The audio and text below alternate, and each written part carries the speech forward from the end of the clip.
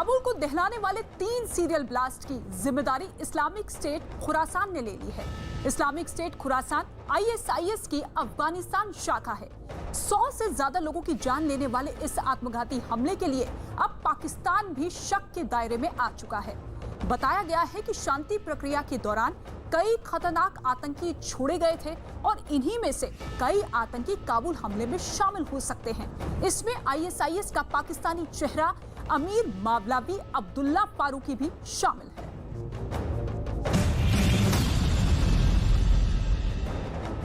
धमाके के बाद उठती लपटें और इसके बाद मची चीख पुकार। भले ही ये तस्वीरें इंसानियत को शर्मसार करने वाली हो, लेकिन इस हैवानियत की जिम्मेदारी ISIS ने बेहद गर्व के साथ ली है। धमाकों के कुछ ही देर बाद ही ISIS ने एक पर्चा जारी कर दिया। ISIS की तरफ से दावा किया गया कि उसके आत्मघाती हमलावर अब्दुल रहमान अल लोगरी ने तालिबान की सुरक्षा व्यवस्था को धता बताया और काबुल एयरपोर्ट के गेट के पास पहुंच गया। उसी ने अमेरिका और ब्रिटिश सैनिकों से 5 मीटर की दूरी पर पहुंचकर जोरदार विस्फोट कर दिया। तालिबान का दावा है कि 100 से ज्यादा स्थानीय लोगों और अमेरिकी सैनिकों की जान लेने वाले इस हमले में उसके भी 28 लड़ाके मारे गए। इन धमाकों की वजह अमेरिका के खिलाफ नफरत और कई आतंकी संगठनों की साजिश है। बताया गया कि अमेरिका ने 2017 में ISIS की गुफा में जो मदर ऑफ ऑल बॉम्ब्स गिराए थे उसी का बदला लेने के लिए काबुल में एक के बाद एक सिलसिलेवार बम धमाके किए गए। न्यूज़ 18 को मिली एक्सक्लूसिव जानकारी के मुताबिक काबुल में हुए बम धमाकों के सीधे तार पाकिस्तान से जुड़ रहे हैं, क्योंकि काबुल में हुए धमाकों की जिम्मेदारी जिस ISKP ने ली है उसके गहरे रिश्ते पाकिस्तान के साथ हैं। ISKP यानी इस्लामिक स्टेट खुरासान का सरगना असलम फारूकी है, इसलिए इन धमाकों का मास्टरमाइंड होने से वो इनकार नहीं कर सकता। ऐसे में सवाल उठता है कि क्या असलम फारूकी ने ही काबुल धमाके की साजिश रची और उसकी इस साजिश में पाकिस्तान भी शामिल है। अब तक सामने आई जानकारी के मुताबिक असलम फारूकी पाकिस्तान का नागरिक है और पहले उसके रिश्ते लश्कर तैयबा से थे। असलम फारूकी 2020 में काबुल गुरुद्वारे पर हमले का आरोपी भी है। गुरुद्वारे पर हमले के आरोप में 2020 में उसे गिरफ्तार किया गया था। तालिबान के काबुल पर कब्जे के बाद फारूकी को दूसरे आतंकवादियों की तरह अफगानिस्तान के जेल से रिहा किया गया था। कहा जाता है कि पहले वो हक्कानी नेटवर्क भी चलाता था। जब आतंकी सरगना पाकिस्तानी हो, उसके रिश्ते लश्कर तैयबा और हक्कानी नेटवर्क से जुड़े हों, तो आतंकिस्तान के रूप में मशहूर पाकिस्तान पर शक होना लाजमी है। अफगानिस्तान के कार्यवाहक राष्ट्रपति अमरुल्लाह सालेह ने भी इस तरफ इशारा किया। सालेह ने ट्वीट किया, इस बात के सारे सबूत हैं कि ISK की जड़ें तालिबान और हक्कानी नेटवर्क से जुड़ी हैं, खासकर उससे जो काबुल में काम कर रहा है। तालिबान का ISIS के संबंध से इनकार करना वैसा ही है जैसा पाकिस्तान का क्वेटा शूरा से। तालिबान ने अपने आका से बहुत अच्छे से सीखा है। ISIS जो है अफगानिस्तान में इसके बड़े घनिष्ठ संबंध जो हैं वो हक्कानी नेटवर्क से हैं, जो तालिबान के हेड हैं। और बहुत से दफ़े ये भी हुआ है कि जहाँ पे तालिबान को नहीं करना था अटैक, हक्कानी नेटवर्क ने इनके साथ करवाया है। को तो लगता है कि इसमें ये सब एक बड़ी कॉन्स्पिरेसी का हिस्सा है और इसके पीछे भी पाकिस्तान है। पाकिस्तान से धमाकों के तार केवल असलम फारूकी की वजह से ही नहीं जुड़ रहे। भारतीय खुफिया एजेंसियों की तरफ से बताया गया कि फारूकी और उसके साथियों ने पाकिस्तान की साजिश को ही अंजाम तक पहुंचाया। दरअसल पाकिस्तान इस क्षेत्र में शांति नहीं चाहता। अफगानिस्तान में इन धमाकों का मकसद तालिबान और ISIS के बीच फूट पैदा कर फिर से खून खराबा जारी रखना हो सकता है। पाकिस्तान को जानने वाले समझते हैं कि उसकी ऐसी सोच हमेशा से रही है। अब पाकिस्तान की बुरी नीयत का कहर अफगानिस्तान पर टूट रहा है। अफगानिस्तान फिर से एक बार खूनी दौर की तरफ बढ़ रहा है और चिंताजनक बात यह है कि जहां एयरपोर्ट की तरफ लोग अपनी जान बचाने के लिए भाग रहे हैं, वहीं पे ये धमाके हुए।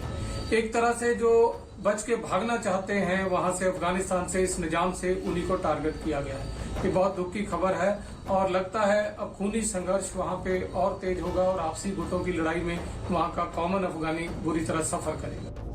ISIS के पीछे भी पाकिस्तान का ही हाथ बताया जाता है। पाकिस्तान में पलने वाले आतंकियों ने ही ISIS की शुरुआत की थी ताकि अफगानिस्तान सहित ईरान और मध्य एशिया में खून खराबा हो।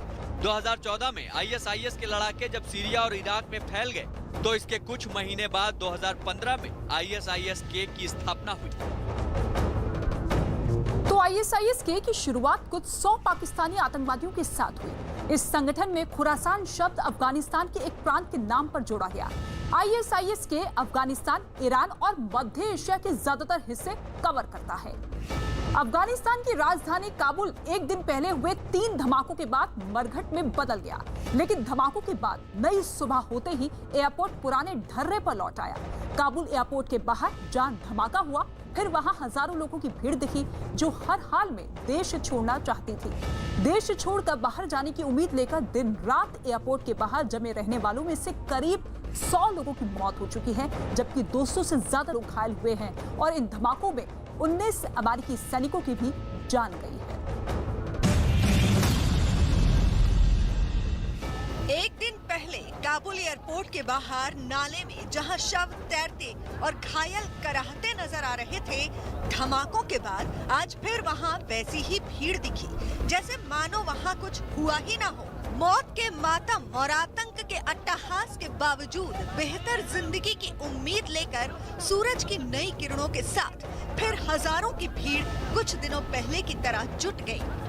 ये तस्वीरें अफगानिस्तान के हालात को बयां करने वाली तो है ही, साथ ही अफगानिस्तान से वहां के लोगों की निराशा और तालिबान से नफरत का सबूत भी है।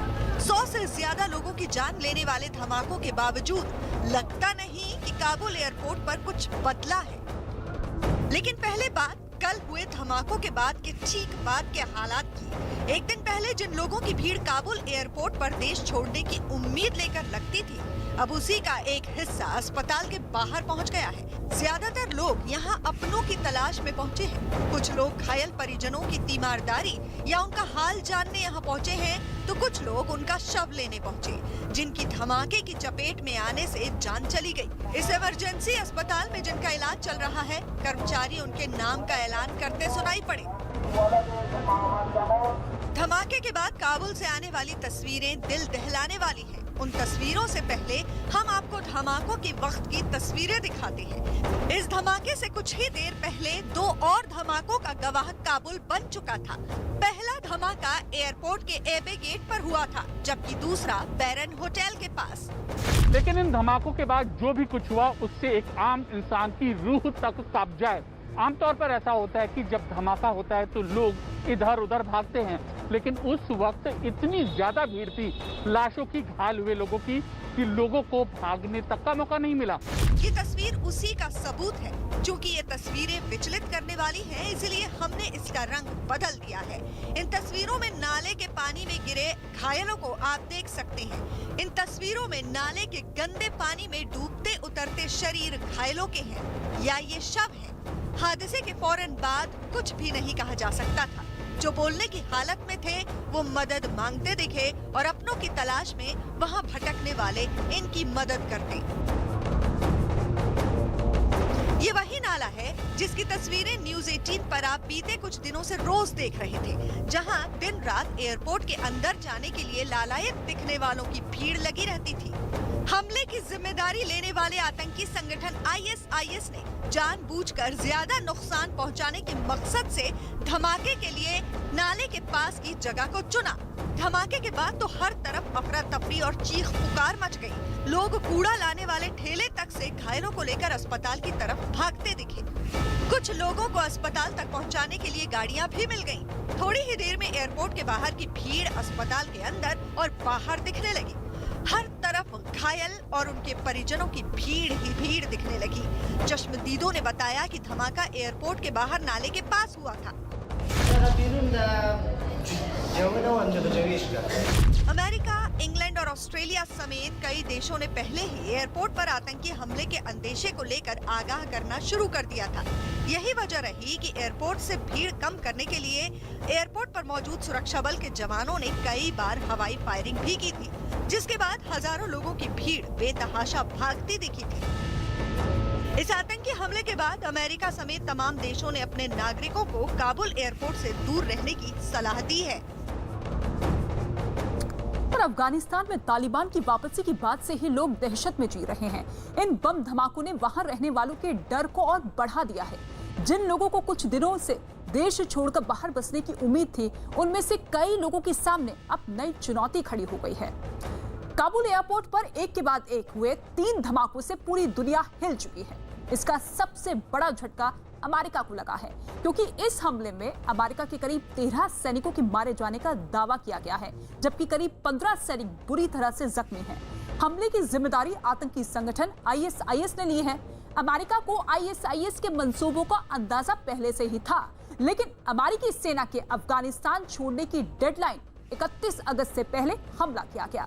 अब आग बबूला अमेरिका ने कहा है कि हम इसका बदला लेंगे। काबुल एयरपोर्ट के बाहर हुए सीरियल ब्लास्ट ने अमेरिका को दहला दिया है। अपने कई सैनिकों को गंवाने और 15 सैनिकों को बुरी हालत में देखने के बाद राष्ट्रपति जो बाइडेन बेहद गुस्से में हैं। उन्होंने काबुल एयरपोर्ट पर हुए आतंकी हमले का बदला लेने की कसम खाई है। हमले के बाद व्हाइट हाउस से अपने एक संबोधन में उन्होंने आतंकियों को अंजाम भुगतने की चेतावनी भी दे दी और ऐलान कर दिया कि दोषियों को किसी भी सूरत में बख्शा नहीं जाएगा। The lives we lost today were lives given in the service of liberty, the service of security, in the service of others, in the service of America, like their fellow and sisters in arms who died defending our vision and our values in the struggle against terrorism. Of the fall on this day, we're part of a great and noble company of American heroes. Kabul में हमले के बाद America ने तुरंत ये फैसला ले लिया कि वो अपने नागरिकों को अफगानिस्तान से निकालने का अपना मिशन जारी रखेगा। हमले से बौखलाए अमेरिकी राष्ट्रपति जो बाइडेन का गुस्सा ISIS पर फूटा, क्योंकि ISIS ने दावा किया कि ये हमला उसी ने करवाया है। जो बाइडेन ने यहाँ तक कह दिया कि ब्लास्ट के लिए जिम्मेदार आतंकियों को चुन-चुन कर मारा जाएगा। Will not be deterred by terrorists. We will not let them stop our mission. We will continue the evacuation. Also ordered my commanders to develop operational plans to strike ISIS-K assets, leadership, and facilities. We will respond with force and precision at our time, at the place we choose, in a moment of our choosing. Here's what you need to know. These ISIS terrorists will not win. We will rescue the Americans. We will get our Afghan allies out, and our mission will go on. America will not be intimidated, and I have the utmost confidence in our brave service members who continue to execute this mission with courage and honor to save lives and get Americans, our partners, our Afghan allies out of Afghanistan. Joe Biden यही नहीं रुके, उन्होंने एक tweet करके पूरी दुनिया को बताया कि आतंकी खतरों के बावजूद 14 अगस्त से अब तक करीब 1 लाख लोगों को काबुल से निकाला जा चुका है। असाधारण खतरों और जोखिम के बावजूद हम कुछ ही दिनों में 1 लाख से ज्यादा लोगों को निकालने में कामयाब रहे। हम कह सकते हैं और हमें अपना मिशन पूरा करना चाहिए। हम आतंकियों से डरने वाले नहीं हैं। हम उन्हें अपने मिशन को रोकने नहीं देंगे। हम लोगों को निकालना जारी रखेंगे। अमेरिका के साथ वही हुआ जिसका उसको डर था। काबुल एयरपोर्ट के बाहर एक के बाद एक 3 सीरियल ब्लास्ट हुए और ऐसे समय में हुए जब अमेरिका पहले ही अफगानिस्तान में ISIS के एक्टिव होने का अंदेशा जता चुका था। इस चीज़ को लेकर अमेरिकी राष्ट्रपति जो बाइडेन ने अपनी चिंता भी खुलेआम जाहिर की। दरअसल कल के जो ब्लास्ट हुए उसमें कयास लगाया जा रहा है कि वो पश्चिमी देशों के सैनिकों को निशाना बनाने के लिए किए गए थे, जो कि अफगानी लोगों को देश से बाहर निकलने में मदद कर रहे हैं। आतंकियों को चेतावनी देने और अपने गुस्से को जाहिर करने के साथ अमेरिकी राष्ट्रपति ने अपने शहीद सैनिकों को श्रद्धांजलि दी और 30 अगस्त तक अपने राष्ट्रीय झंडे को आधा झुकाए रखने का फैसला लिया।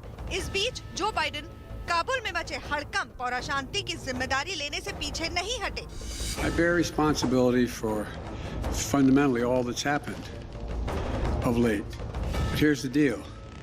You know, I wish you'd one day say these things.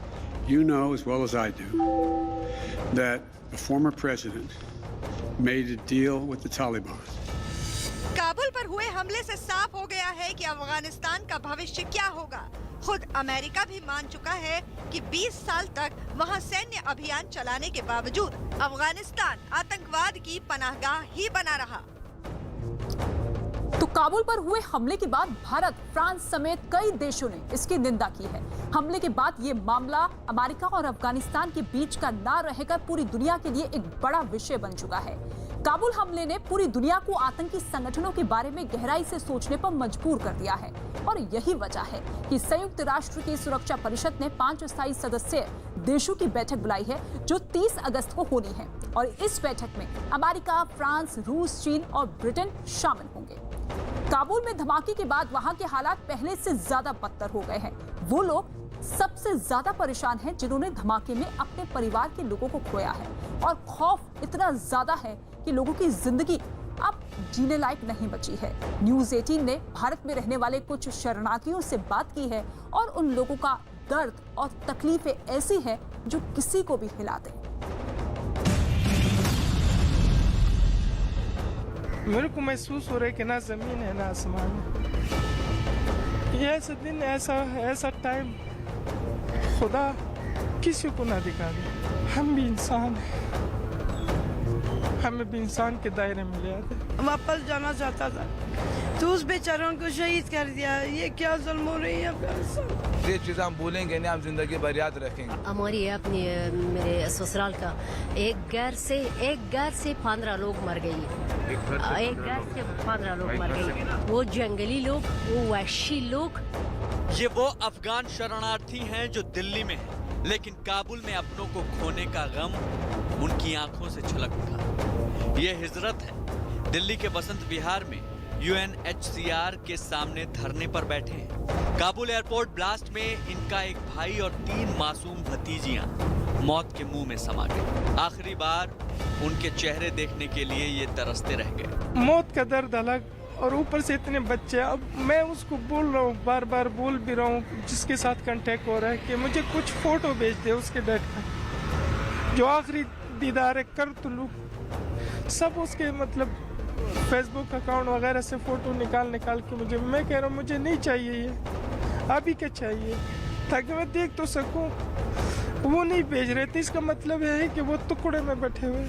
Taliban ने अफगानी लोगों की जिंदगी को ऐसा बोझ बना दिया है कि उन्हें दुनिया से कहने पर मजबूर होना पड़ गया है कि वो भी इंसान है। रात से नींद सोया नहीं हूँ और बहुत मतलब डिप्रेशन में हूँ सर। बस एक ही ख्वाहिश है, एक ही अरमान है जिंदगी में, किसी चीज़ का नहीं। इंसान को बहुत ख्वाहिश होता है। हम भी इंसान हैं, हमें भी इंसान के दायरे में ले आते। ये दुनिया से अपील है, एक भारत से नहीं है, एक हिंदुस्तान से नहीं है, पूरे दुनिया से कि हम इंसान हैं, हम इंसान की तरह जीना चाहते हैं। अगर आप लोग हमें जीने दे तो, इसके अलावा हम तो कुछ नहीं कह सकते। Sorry sir. अहमद की हालत काबुल में धमाके होने के बाद से खराब थी। उनकी बहन और मां काबुल एयरपोर्ट पर थी। हादसे के बाद से उनसे संपर्क नहीं हो पाया।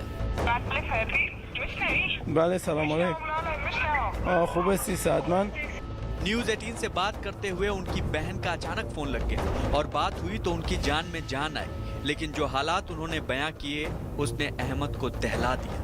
बोलता है हालत बहुत बुरा है वहाँ का, तो क्योंकि कोई का इजाज़त नहीं देता है। और जब मतलब कल तक इतनी मतलब जनाजा वहाँ था, इतनी जनाजा था, सिर्फ रो रहा है और कुछ नहीं बोलता है। एक तरफ अपनों को हमेशा के लिए खो देने का गम, तो दूसरी तरफ मातम के वक्त परिवार से दूर रहने की तकलीफ। अनीशा के परिवार के 4 सदस्यों की काबुल धमाके में मौत हो गई तो शादिया शकूरी ने अपने परिवार के 15 लोगों को एक साथ खो दिया। मुझे कहा कि हम अभी एयरपोर्ट में, हमारा साथ बात किया कि अभी एयरपोर्ट में ही हम जाना चाहते हैं, अभी फ्लाइट हमारा आ रही है, हमको ले जाएगा। मगर 4-5 घंटे बाद हमको मालूम हो गया कि वो शहीदान हो गया। ये क्या जुल्म हो गया। पहाड़ों से आ गई, जीने का मतलब नहीं समझती कि जीना क्या होती है, खाना क्या होती है। अकेला वो खून जूस पीती है और गोश्त खाती है। भारत में ऐसे अफगान नागरिकों की बड़ी संख्या मौजूद है जो कुछ वक्त पहले ही अपना देश छोड़कर भारत की पनाह ले चुके हैं। शरणार्थी बनकर भारत में जिंदगी गुजार रहे लोगों को तालिबान ने पहले ही बेचैन करके रखा था, क्योंकि उनके अपने अफगानिस्तान में जुल्मों और खौफ के साए में जीने को मजबूर थे। लेकिन कल हुए धमाकों ने इनकी बेचैनी को नाउम्मीद में बदल दिया। अफगान शरणार्थियों की हालत ऐसी हो चुकी है कि ना ही वो अपनों के पास अफगानिस्तान लौट सकते हैं और ना ही अपनों को वहाँ से भारत बुला सकते हैं, क्योंकि तालिबान ने अफगानी लोगों के देश छोड़ने पर रोक लगा दी है और धमाका करके ये इशारा भी कर दिया है कि उनका हुक्म ना मानने वालों का क्या हाल होगा। दिल्ली में रह रही सईदा की बहन काबुल धमाके में बुरी तरह जख्मी हो गई। अपने परिवार की सुरक्षा को लेकर वो परेशान ही नहीं, बेबस भी है। मेरी आमना सिस्टर अभी भी फिलहाल हॉस्पिटल में, इंजेक्शन वगैरह चालू है। बस आप प्रे करें। अभी हमें खुद समझ में नहीं आ रहा कि वो इंटरव्यू में एक बात कर रहे हैं, लाइव कुछ और बता रहे हैं, पीठ पीछे कुछ और कर रहे हैं। ऐसा क्यों कर रहे हैं तो हमें खुद समझ में नहीं है। अपने जान के दुश्मन बने हुए हैं। एक ही तो लोग हैं हम, एक ही तो हमारे सारे अवाम है, वो अपने लोगों को मारा जा रहा है। कुछ हमें खौफ व हिरास में। काबुल में धमाके से बच निकलने वाले कुछ खुशकिस्मत लोग भी हैं। अफगानी नागरिक जारिफी ने अपने जानने वालों से फोन पर बात की और बताया कि कुछ लोग ऐसे भी थे जो भीड़ से परेशान होकर धमाके से कुछ देर पहले घर लौट आए थे।